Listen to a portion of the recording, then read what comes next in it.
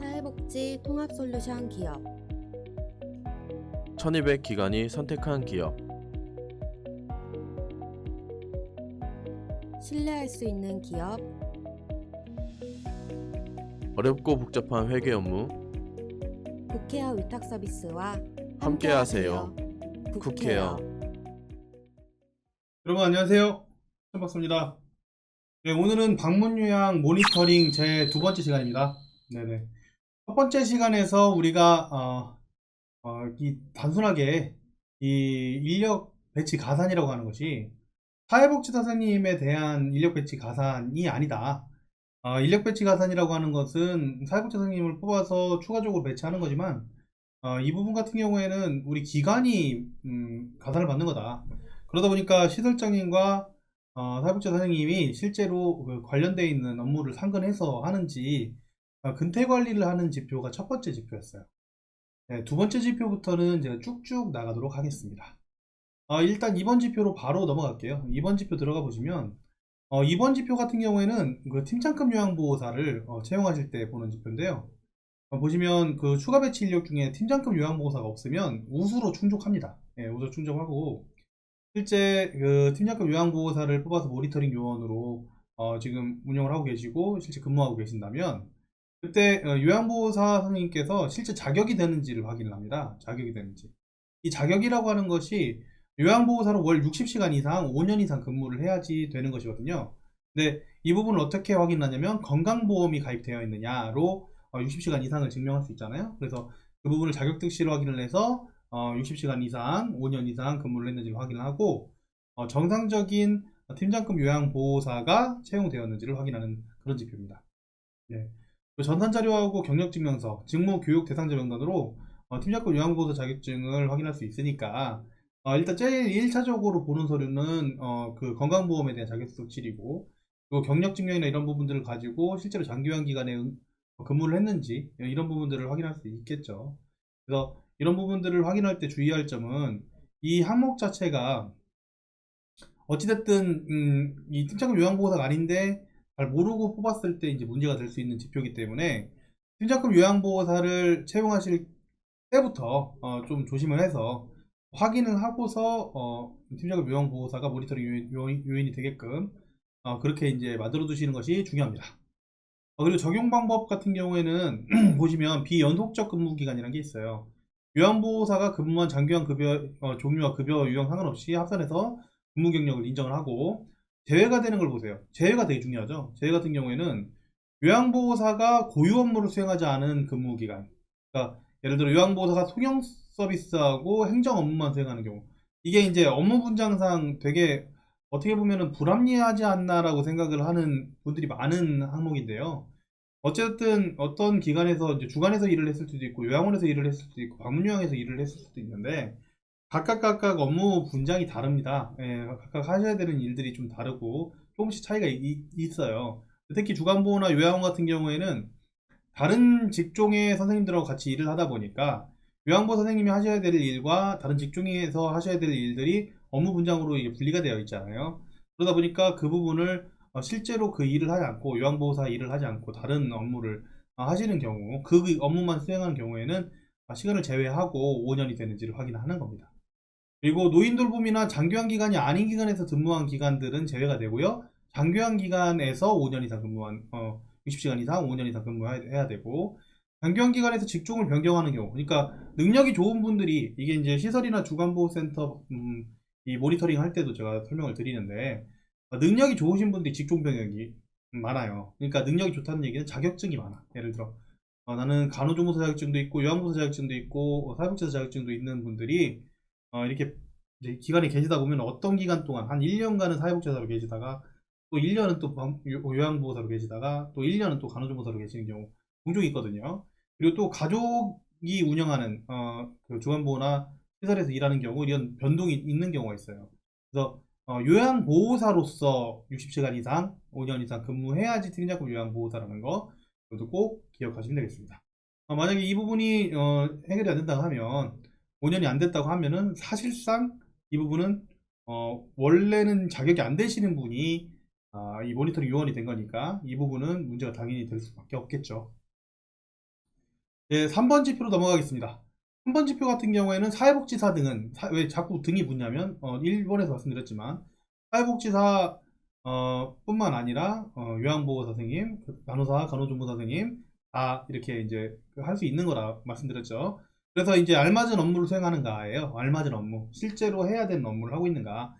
이거는 1편에서 제가 고시를 설명드렸을 거예요. 그 고시에서 정한 것처럼 적정한 급여를 제공하고 있는지 모니터링하고, 그리고 어르신의 욕구 사정과 그 다음에 급여 계획을 그때그때 설정해서 좋은 서비스를 제공할 수 있게끔 하는 것이잖아요. 그렇죠? 그래서 이 업무에 맞게끔 수행하는 점검한자. 아까 말씀드렸던 제57조에 있는 그 업무 내용들을 수행하는가인 거고요. 판단 척도를 보시면은 모든 사회복지사 등이, 그러니까 우리가 가산받고 있는 모든 사회복지사 등이 직종에 알맞은 업무를 수행한다 하면 우수가 나오고요. 이업 같은 경우에는 직종과 관련 없는 업무를, 그러니까 모니터링을 하지 않는 사회복지사다. 그렇다고 하면 직종과 관련 없는 업무가 될 수 있겠죠. 그러면 그런 경우에는 미흡이 된다. 한 명이라도 있으면. 점검 방법 같은 경우에는 신고 직종 신고 현황. 이거는 어차피 신고를 안 하면 등록이 안 되기 때문에 신고를 다 하셨겠죠. 공문 프린트 해놓으시고 확인 안 하더라도 사이트라도 보여주세요. 그 다음에 자격증 같은 경우에 당연히 가지고 계실 테고요. 업무 분장표. 업무 분장표는 예시를 하나 보여드릴게요. 되게 간단한 걸 좀 설명드리는 게 좋을 것 같은데요. 업무 분장표에서 다른 그 업무 하시는 거는 센터에서 하시는 일들을 적으세요. 근데 이제 필수적으로 들어가야 되는 업무가 뭐다? 모니터링과 욕구 사정, 그 다음에 어르신들에 대한 계획, 상담 뭐 이런 것들이에요. 그래서 그런 기본적인 것들만 들어가 있는 상태에서 추가적인 업무를 더 넣어서 업무 분장표를 만드시면 되는 겁니다. 필수가 되는 업무를 먼저 적고 그 다음에 다른 업무를 적어주시고요. 업무 분장표가 또 확인이 된다면 사회복지사 업무 수행일지를 점검합니다. 사회복지사 업무 수행일지 같은 경우에는 매월 방문하니까, 원래 이제 코로나가 아니라고 하면 매월 방문하니까 매월 방문하게 되면 그에 대한 상담 일지까지 작성이 되는지 확인을 해 주셔야 됩니다. 왜냐면 평가에서도 상담 일지 대신에 업무 수행 일지를 확인하니까요. 그걸 점검하시고 종사자를 면담해서 실제로 모니터링을 내가 진행하는지. 서류는 꾸밀 수가 있어요. 서류는 거짓말을 꾸밀 수 있지만 질문을 하는 이제 감사분께서, 평가관께서 이 직접적으로 우리 직원하고 이제 얘기를 해보면 우리 복지사 선생님들 정말 거짓말 잘 못하시거든요. 예. 실제로 안 하고 있으면서 한다는 얘기가 잘 나오지 않아요. 그리고 현지조사는 어떻게 해요? 모니터링이야 그 자리에서 따로 불러서 이제 얘기를 한다지만, 현지조사 상황이 온다고 하면은 사실 공단으로 부르죠. 예, 우리 기관에서 바로 얘기하면 좋은데 여러 명이 둘러싸서 막 압박 면접처럼 얘기를 하는데 거짓말을 할 수 있는 사람 많지 않아요. 그 정도의 철혈의 힘을 가진 이 말빨 쉽지 않습니다. 네네. 그렇기 때문에 실질적으로 모니터링을 하고, 그다음에 어르신들에 대한 업무 수행 일지를 작성하고 욕구 사정과 급여 제공 계획을 작성하는 그 업무 영역을 면담으로 대답할 수 있어야 되겠죠. 이게 지금 3번 지표예요. 3번 지표에 면담이 들어가 있기 때문에 실질적으로 서비스를 하는 기관들에서는 문제가 되지 않아요. 근데 이 부분을 거짓말로 서류를 만든다든지 이랬을 때 면담이 있기 때문에 사실 쉽지가 않다. 이렇게 조금 생각을 해주시는 것이 좋겠습니다.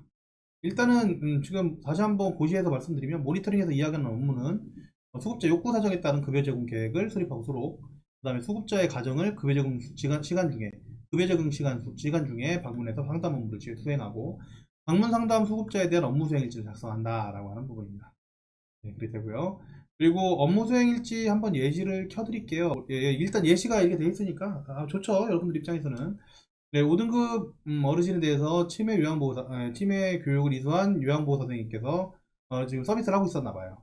네, 그때 이제 우리 사회복지 선생님이 방문을 하셔서 9시 반에 방문하셔가지고 10시 5분까지 35분이나 계셨네요. 예. 이제 나중에 나오지만요, 어차피 시간이라고 하는 개념이 있습니다. 그래서 충분한 시간 동안 상담하시고 욕구도 파악하시고 계획도 하셔야 되거든요.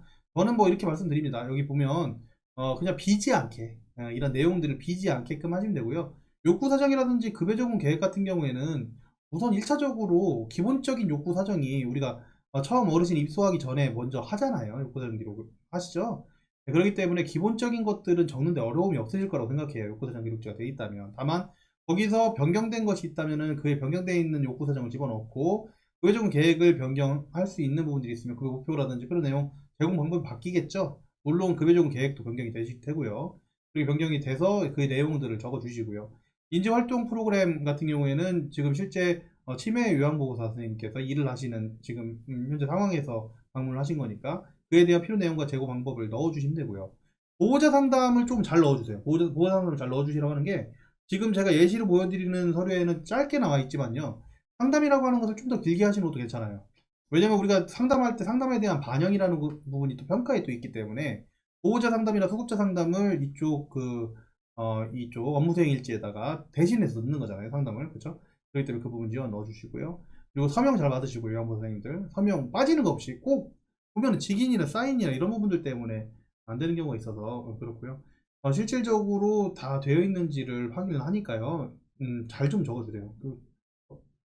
어떻게 보면 내가 모니터링 활동을 했다는 핵심적인 서류예요. 핵심적인 서류. 그러니까 정말 잘 적어주시기를 저는 그렇게 말씀을 좀 드리고 싶고요.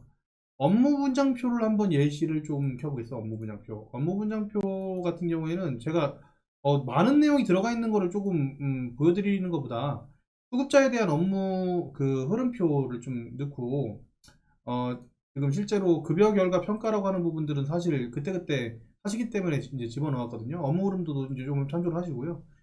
방문위원 기본 업무 분장이 센터장님과 사회복지 선생님이 업무 분장이 이게 이제 나눠집니다. 나눠지고 보통 센터장님 같은 경우에 대외 업무 총괄하고 대내 업무 같은 경우 결제 지시사항 전달하고 그다음에 소속자 고충 처리라든지 모집이라든지 직원 고충 처리를 보통 센터장님이 하시고 청구 같은 경우에도 센터장님이 보통 하게 돼 있죠. 업무 분장상. 네, 그래 돼 있고 그에 따라서 대행자를 이제 지정을 하는데요. 대행자, 주 업무자 이런 부분들을 이름을 써주세요. 이름을 정확하게 딱 써주시고요. 어떤 분이 어떤 일을 한다라고 표시를 해주시면 업무 분장은 됩니다. 사회복지 선생님 같은 경우에는 그 모니터링 업무라든지 아까 말씀드렸던 욕구 사정, 그 다음에 급여 계획 이런 부분들이 포함된 업무 분장이 되게끔 이렇게 넣어주시면 되고요. 요양보호 선생님 업무 분장 같은 경우에는 실제 업무 내용이 어디 있냐? 여러분들 급여 적용 기록지 제2페이지에 들어가시면 업무 내용이 나옵니다. 신체활동 지원, 인지활동 지원, 인지관리 지원, 정서 지원, 가사 및 일상생활 지원, 생활 지원으로 업무 내용이 나눠져 있고요. 세부적으로 나누면 정말 많은 종류의 업무 내용이 나옵니다. 예, 그리고 이렇게만 넣어주셔도 되고 주 업무자가 누군지 대행을 한다고 하면 사실 대행이 사실 어렵죠. 우리가 1대1 케어를 하고 있기 때문에 법문요양 같은 경우에는 대행자 같은 경우 타 요양보호사를 대체해가지고 뭐 한다든지 이런 부분들을 기관에서 얘기를 해서 뭐 산발적으로 뭐 한 번 정도에 할 수 있겠지만 어르신들하고 이 커넥션이 없는 상태에서 다른 분이 들어가기 쉽지 않으니까 예, 대행자라고 하는 개념이 사실 많지는 않습니다. 업무 분장에서는. 제 업무 분장 보면은 특이점이 뭐냐면 업무 분장을 그냥 단순하게 사회복지사하고 센터장님 것만 이렇게 하시는 경우가 있는데요. 사실 말씀드린 것처럼 우리가 받는 지금 이 인력 배치 가산이라고 하는 부분이 사회복지 선생님이 가산을 받는 게 아니고 우리 회사가 우리 기관이 그 지원을 받는 거니까 가산을 받는 거니까 전체적인 업무 분장이 되는 것이다 라고 이렇게 생각을 하시면 되겠습니다. 업무 분장 종류는 서류를 어떤 걸 쓰셔도 상관없습니다. 그냥 우리 기관에 누가 어떤 일을 한다 정도로만 적힐 수 있고 대행자가 누구다 정도로만 적어주시면 좋겠다 로 마무리를 짓고 오늘은 여기까지 하도록 하겠습니다. 궁금하신 점은 언제까지나 댓글로 달아주시고 그 다음 메일로 물어보시고 저희 홈페이지 들어오셔서 물어보셔도 괜찮습니다. 저는 천천박사였습니다. 감사합니다.